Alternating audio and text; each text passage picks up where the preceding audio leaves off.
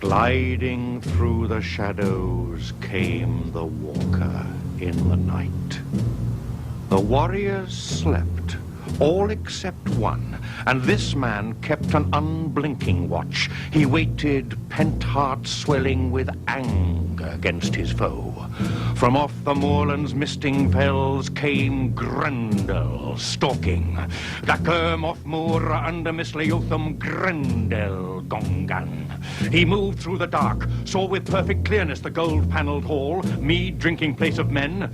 The door gave way at a touch of his hand. Rage inflamed, wreckage bent, he tore the hall's jaws. Hastening onwards, angrily advancing, from his eyes shot a light in unlovely form of fire. He saw in the hall the host of young warriors, and in his heart exulted horrible monster, all his hopes swelling to a gluttonous meal. He meant to divide, monstrous in frightfulness, the life from each body that lay in that place.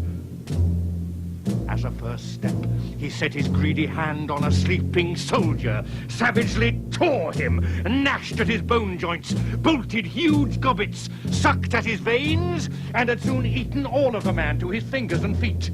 Then he moved forward, reached to seize our warrior Beowulf, stretched out for him with his spite-filled fist. But the faster man, forestalling, rose up upon his arm and quickly gripped that sickening hand.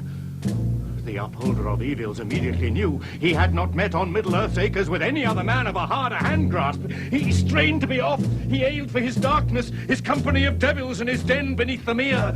But Hygelac, great kinsman, recalled his evening's utterance and fastened his hold till fingers burst. The monster strained away. The man moved closer. The monster's desire was for darkness between them, direction regardless, to get out and run for his fen-bordered lair. It was an ill journey that persecutor had of it when he made for Heorot.